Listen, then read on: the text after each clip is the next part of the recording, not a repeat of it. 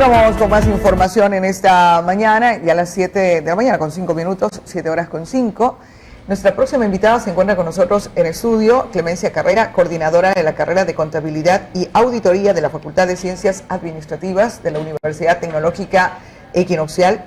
Y vamos a platicar sobre las consecuencias, obviamente, de la caída del precio del crudo, pero entenderlo de dónde viene, porque a veces desde el Ecuador decimos, bueno, si nosotros tenemos petróleo, podemos poner el precio nosotros, porque somos los que producimos, pero somos parte de un mundo globalizado. ¿Qué nomás tiene que ver para que este precio del crudo pueda caer de esta manera? ¿Quiénes son esos actores que tienen este poder y cómo debemos actuar frente a estas circunstancias? Algunas luces, esto para entrar en contexto y poder entender la situación que atraviesa nuestro país. Clemencia, qué gusto tenerla esta mañana con nosotros. Gracias por acompañarnos. Buenos días, Marianela. Buenos días al público televidente. Al hablar del petróleo a nivel mundial, prácticamente afecta a toda la economía del mundo, porque tenemos un grupo de países que forman parte de la OPEP. Okay. Y dentro de este grupo tenemos a dos países principales que prácticamente hacen la jugada para que caiga el precio del barril del petróleo en el mercado. ¿Quiénes son? Arabia Saudita y Rusia. ¿Por qué? Arabia Saudita, al ser el primer productor de petróleo y que produce la mayor cantidad de petróleo en el mundo, ellos al tener los costos de producción más bajos, más o menos de 2,82 centavos el barril del petróleo, para producir, eso le cuesta producir. Ellos podrían vender hasta en $5 del barril del petróleo y su economía no se ve afectada. ¿Qué pasa en Ecuador para tener comparación? ¿Cuánto cuesta producir en el Ecuador? En el Ecuador, más o menos el presupuesto general del Estado para el 2020 se cotizó en 51.30 cada barril de petróleo de exportación. Okay. Y aproximadamente la producción está entre 19.5 y 25.5 el costo de producción de cada barril de petróleo. Ahora, desde ese punto de vista, ¿cómo lograr entender que ya cueste 2,82 producir un barril y aquí llega a costar hasta entre 19 y 25? Lo más fácil de entender es decir, porque no traen gente de allá para acá y nos dicen la tecnología, pero ¿qué nomás tiene que ver? ¿Por qué a nosotros nos cuesta tanto y a ellos tan barato? En Arabia Saudita podríamos indicar que ellos tienen un petróleo de mejor calidad, okay. Es decir, que a lo mejor ellos solamente empiezan a extraer y no necesitan costos adicionales para poder vender su producto.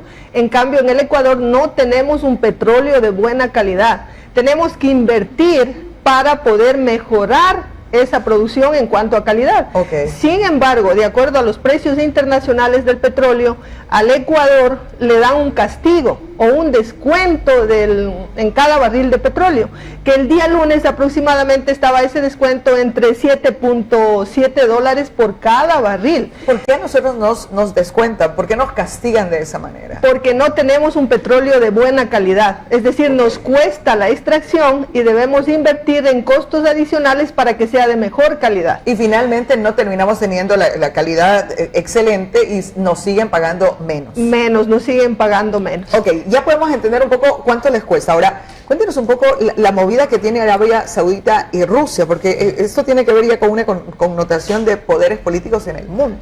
Ya estamos hablando a nivel mundial, pero también de por medio está el problema del coronavirus.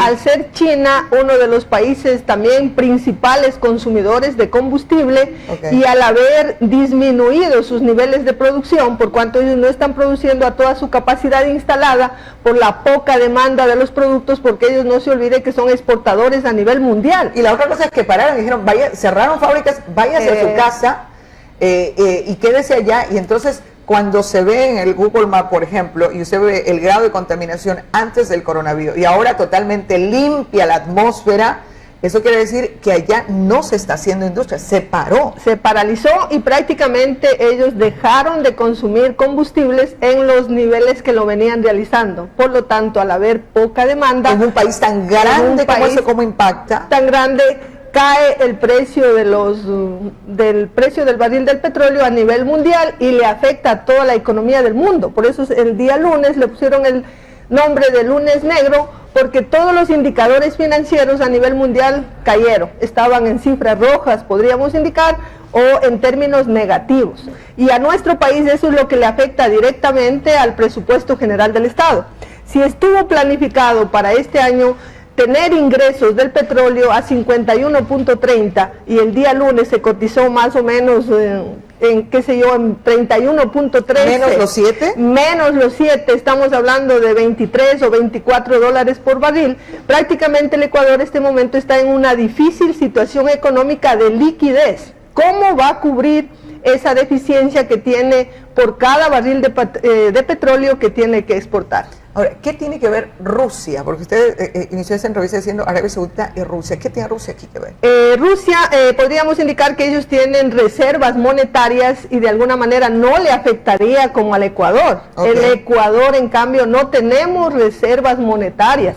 En el gobierno anterior se consumieron todas las reservas, todos los excedentes petroleros que teníamos. ¿Qué son las reservas monetarias? Un ahorrito que tengo en la cuenta, eso es ahorrado, si te enfermas, ahí tengo esa platita. Claro, desde el punto de vista de la economía, no todo debemos gastarnos, porque tenemos que distribuir ese presupuesto general del Estado en unos gastos corrientes, que es para pagar sueldos, adquirir bienes, servicios, para gastos de inversión, que generalmente está toda la obra pública, y un pequeño excedente que prácticamente se iría como una reserva monetaria al Banco Central del Ecuador. Okay. Y en estos momentos de crisis y difíciles deberíamos utilizar esas reservas, pero como no tenemos esas reservas, el gobierno anoche se vio en la necesidad de buscar medidas alternativas para cubrir ese déficit de liquidez que tiene ya el gobierno. Ahora, esas reservas monetarias están en mejores condiciones Colombia y Perú, por ejemplo, que son nuestros vecinos. Nuestros vecinos, ellos tienen reservas monetarias que en el caso de tener problemas como el que nosotros estamos atravesando el momento, ellos podrían utilizar esa reserva. Sacan sus ahorritos y no se les complica no se le complica tanto. Si es tan amable, cuando el presidente de la República decía recorte presupuestario de 1.400 millones, y decía 800 millones en bienes y servicios y 600 millones en bienes de capital, ¿qué nomás engloba esos bienes de capital y qué nomás engloba esos bienes y servicios? Los bienes y servicios están directamente relacionados con adquirir, por ejemplo, servicios. Hablemos servicios de consultoría, los servicios básicos, luz, agua, teléfono, honorarios a profesionales, ahí estaríamos hablando de servicios. En cuanto a bienes, por ejemplo, si hablamos de un hospital, ahí estará la adquisición de insumos médicos, de medicamentos. En el caso de la educación, hablar de bienes, estamos hablando de todos los materiales de oficina, a lo mejor los uniformes que el gobierno daba a los estudiantes, todo eso está dentro de los rubros de bienes. ¿Eso quiere decir que posiblemente se empiece a contratar menos desde el Estado? Desde el Estado menos, por eso es que la caída del precio del petróleo no solamente le afecta al sector público, también le afecta al sector privado, porque el Estado va a demandar menos bienes de los proveedores y los proveedores también van a verse afectados en sus niveles de ingresos. Ahora, estas economías como la de Rusia y como la propia Arabia Saudita pueden bajar el precio porque están en condiciones. Ahora la pregunta es, ¿por qué lo hacen? ¿Cuál es su interés? Porque si bien es cierto, pueden bajarlo, pero en este momento lo venden más caro, ganan más, mejora su economía interna. ¿Por qué razón toman una decisión? ¿Cuáles son los motivos mundiales que puede vislumbrarse de por qué toman una medida?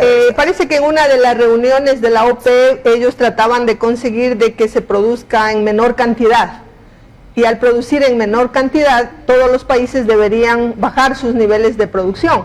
Pero, por ejemplo, en el caso del Ecuador no está en esas condiciones. A lo mejor nos interesa producir más petróleo para tener mejores ingresos. Pero, en cambio, estos países que tienen reservas no les afecta el manejo económico en cuanto a la oferta y a la demanda del petróleo a nivel mundial. ¿Y Arabia Saudita qué interés tiene para bajar el precio? ¿Qué es lo que busca a nivel mundial? ¿Qué presión política intenta hacer? ¿O desde el ámbito económico? ¿Por qué se jugó de esa manera? Como le indicaba al inicio, prácticamente porque ellos tienen petróleo en grandes cantidades y el costo de producción de ellos es tan bajo y no les afecta a la economía de un país. Ellos pueden. Ellos pueden. ¿Pero por qué quieren? ¿Por qué quieren afectar de esa manera? Porque tienen que entender que en la jugada maestra del mundo, lo que ellos hacen afecta. ¿A quién quieren afectar? Prácticamente son intereses económicos que ya lo manejan estos grandes países que prácticamente son los que manejan las economías mundiales y de por medio está un producto como es el petróleo, ¿no? Es allí cuando nosotros decimos cómo esa actividad extractivista y cómo el depender tan fuertemente del petróleo, nuestro país nos termina afectando, nos vuelve tan débiles económicamente hablando, y por eso la necesidad de generar otros frentes. Y como dice, hay un viejo dicho que decía la abuela, no le ponga todos los huevos en la misma canasta. Entonces no podemos apostar todo para el petróleo, hay que del petróleo ir sacando las reservas para que crezcan otros mercados. Ahora, doctora, ¿cuánto tiempo puede sostenerse? O sea, ¿cuánto tiempo podría pensar que este precio del barril del petróleo esté tan bajo? Bueno, hablemos, por ejemplo, del caso del coronavirus, podríamos indicar que es momentáneo, ¿no? Okay. Más o menos los investigadores están indicando que entre el mes de abril y de junio ya podríamos salir de esta epidemia. Entonces ahí se volverá a producir en los mismos niveles que lo hacía China. No olvidemos que China es el primer exportador del mundo. Entonces la economía de ellos también está contraído al no poder exportar y vender sus productos. Entonces a ellos también les interesa producir, es decir, a todos los países nos interesa producir en ese momento para generar recursos y mejorar la economía. Para poder entender entonces, China dejó de tener demanda, y entonces la OPEP dijo, ya no tenemos a nuestro principal cliente, bájale todo el mundo a la producción. Ajá. Y alguien dijo, yo no, Arabia Saudita, yo no, yo le bajo lo que más pueda y yo sigo vendiendo bastante y veamos qué pasa con la economía. Ahora, Arabia Saudita puede sostener eso y largamente, indefinidamente. Ellos pueden sostener, porque son los primeros productores a nivel del mundo y tienen sus volúmenes de producción a gran escala del petróleo. Y como les digo, al mantener ellos costos bajos no les afecta. En cambio, a nuestro país le afectó directamente en la economía, de tal manera que el día lunes, por ejemplo, el riesgo país subió a 2.792 puntos. Prácticamente a nivel exterior nos vemos limitados de poder volver a emitir bonos y que los inversionistas adquieran esos bonos que emite el Estado. Entonces estamos prácticamente en una situación económica bastante difícil. ¿Cuánto tiempo podremos aguantar? Con las medidas económicas anunciadas anoche nos indican que más o menos unos 1.400 millones estaríamos financiando el presupuesto general del Estado para este año, y luego el gobierno tendrá que tomar medidas un poco más duras y más difíciles para poder sostener la economía, porque en este momento estamos solucionando problemas de liquidez del corto plazo, es decir, de hoy día, pero no estamos buscando medidas alternativas para solucionar problemas a largo plazo, porque luego vencerán los bonos que emitió el Estado a unas tasas del 9.5, del 10%, y de dónde va a salir el dinero para poder cumplir con esas obligaciones. Ya no vamos a poder emitir bonos para cubrir deudas anteriores, porque el riesgo país está muy alto y los inversionistas no tratarán de comprar bonos de nuestro país. Es decir, no tenemos quien demande, quien le quiera apoyar al Ecuador, porque la inestabilidad o la crisis económica que tenemos no garantiza, y el empresario busca rentabilidad y seguridad en su inversión. En este contexto, a nivel regional, ya en Latinoamérica, y al tener reserva monetaria Colombia, al tener reserva monetaria Perú, y tener en este momento una mejor estabilidad económica, ¿eso nos va a bajar el tema de competitividad? Este momento se ve afectado prácticamente el tema de competitividad, porque no olvidemos, nuestros precios, nuestros costos de producción son mucho más altos que nuestros vecinos, por ejemplo en Perú y Colombia. Ahora, esto siempre ha sido, ¿ahora empeora? Va a empeorar porque indirectamente cada uno de los ciudadanos, cada una de las empresas tiene que pagar nuevos impuestos, y esos impuestos ¿a dónde trasladamos? Al consumidor. ¿Mediante qué? Vía costo de producción. Entonces mi costo va a subir con relación a... Va a subir porque si usted tiene un vehículo para transportar la materia prima, para transportar los productos terminados, ahora le toca pagar un impuesto del 5% adicional a ese vehículo. ¿A dónde va a enviar usted ese impuesto? Indirectamente al costo de producción, y se va a ver afectado. Si no podemos competir con nuestros vecinos y somos un país más caro de la región, porque nuestros costos de producción son bastante altos, son bastante elevados. Clemencia, ¿ha pasado en la historia alguna otra caída de esta manera? Más o menos nos dicen que en el año 1991 hemos tenido una caída parecida o similar a la que estamos atravesando en este momento, la caída del precio del petróleo. ¿Qué se hizo en ese momento? ¿Qué aprendizaje nos dejó eso que ahora pudiésemos tener una fórmula? Lamentablemente a veces nos olvidamos muy pronto de los errores que cometemos o de la situación económica difícil que atravesamos, y generalmente el gobierno lo que tendría que hacer es tomar medidas a largo plazo, es decir, para que no se solucione al momento, sino a largo plazo. ¿Qué son esas medidas que podría? Tendría que ser unas reformas estructurales, por ejemplo, para que los inversionistas o los capitales nacionales se queden aquí en el Ecuador, no salgan del Ecuador, pero tendríamos que ser un poco más flexibles en cuanto a la creación de empresas, a los mecanismos para producir, bajar las tasas de interés. Entonces todo eso mejoraría para que los empresarios ecuatorianos, a más de que ya tienen aquí capitales, también traigan sus capitales que están afuera y lo puedan invertir aquí en el Ecuador. ¿Será de ir pensando en la eliminación de subsidios, lo que en octubre se planteaba y finalmente no políticamente al gobierno como que eso no le conviene, pero tendrá que hacer un estudio a profundidad para focalizar esos subsidios, es decir, para que no sean generales los subsidios y estén focalizados para las personas que realmente necesitan, ¿no? ¿Cómo aprendemos? ¿Cómo aprendemos de intervenciones como la suya? Queremos agradecerle, el tiempo de televisión es cortísimo, pero la vamos a invitar nuevamente para poder entender un poco más. Yo creo que es interesante que los ciudadanos vayamos profundizando en qué alternativas nomás tenemos y cómo el mundo puede dominarnos. Ese es el resultado de que nuestra economía depende mucho del petróleo. Es una economía bastante débil la nuestra, no solamente depende del petróleo, también depende de los impuestos. Entonces, en este momento directamente ya se incrementaron los impuestos.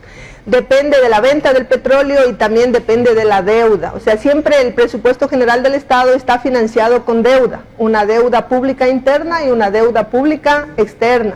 Entonces deberíamos empezar cada uno de nosotros como ciudadanos con una cultura de ahorro. Así ahorremos $1 diario, de alguna manera vamos a tener un respaldo, vamos a tener un colchón en los momentos difíciles para poder solucionar los problemas, porque le afecta a la economía del país, le afecta al sector público y también somos afectados cada uno de los ciudadanos y la empresa privada también. Esas son recomendaciones, aprender a ahorrar. Tenemos que aprender a ahorrar para poder salir en los momentos de crisis y en las situaciones difíciles que nos toca vivir día a día.